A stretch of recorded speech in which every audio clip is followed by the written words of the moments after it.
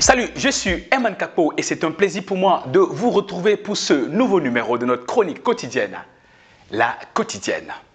Notre thème du jour, toute nouvelle information change la décision.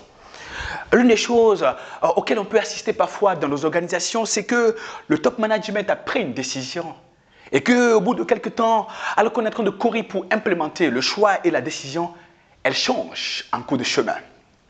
Parfois, on lance de grands projets et puis les gens se sont tellement mobilisés. On a mobilisé de l'argent, on a mobilisé du temps, on s'est tellement investi, on a abandonné des projets qui étaient en cours dans le but de travailler avec concentration sur ce projet-là et le mener à bon terme. Et puis, on reçoit soit du headquarter, soit de la région, soit du groupe, soit du top management, de la direction générale. On reçoit alors l'information que ce choix qui a été opéré, cette ligne directrice dans laquelle on était ne sera plus d'actualité et qu'on reprend tout. Non seulement on le fait une fois par trimestre, mais on le fait sur plusieurs projets. Et à plusieurs fois, les gens sont tellement engagés et puis se rendent compte de ce que les décisions ont changé en cours de chemin. Parfois, il y en a qui sont très fâchés. S'ils ne savent pas ce qu'il faut faire, mais pourquoi ils nous demandent de faire quelque chose et après ils disent que ce n'est plus d'actualité? Eh bien, la seule raison pour laquelle on vous dit que ce que vous avez commencé ne doit plus se poursuivre. La seule raison pour laquelle la décision qui a été prise ce matin n'est plus d'actualité cet après-midi, eh bien c'est parce qu'une information est déjà arrivée. Il y a une information qui est arrivée, qui a complètement changé le cours des choses. Eh bien, on prend toujours les décisions sur la base d'informations dont on dispose.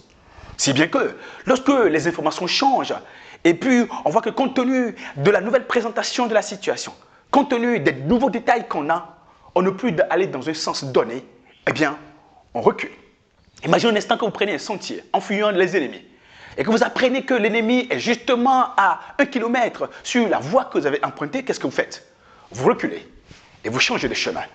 Si vous êtes un middle manager et que très souvent votre top management, vous êtes un manager de prospérité et qu'il y a des instructions qui arrivent, qui viennent torpiller vos efforts, il y a des décisions qui sont prises, qui sont changées à court de journée, à court de semaine, ne vous en faites pas. En général, on les change ainsi parce qu'un détail a changé. Parce que toute nouvelle information change la décision. De la même manière, si vous-même vous prenez des décisions et qu'il y a une nouvelle information qui vient sur votre table, tenez-en compte. Et voyez à quel point cela vous oblige à ajuster la décision. Rappelez-vous, il n'y a pas de mauvaise décision. Il n'y a que des décisions mal managées. Parfois, nous prenons des choix et puis on dit, je ne vais pas ravaler mes vomissures. Et pourtant, on voit que la mise en œuvre de la décision, compte tenu des réalités nouvelles qu'on a, ne va pas conduire au résultat. Or, on prend les décisions parce qu'on veut créer de la performance. Et quand une décision ne peut plus créer de la performance, compte tenu des nouvelles réalités, compte tenu de la nouvelle information qu'on a, il vaut mieux reculer que de jouer à une personne qui veut forcément ne pas ravaler ses vomissures. Ne pas ravaler ses vomissures, ce n'est pas une démonstration du leadership. La vraie démonstration du leadership, c'est la capacité à transformer une vision en une réalité. Et quand je vois qu'il y a une information qui fait que ce qui était d'actualité ne l'est plus, eh bien, il faut ajuster la décision.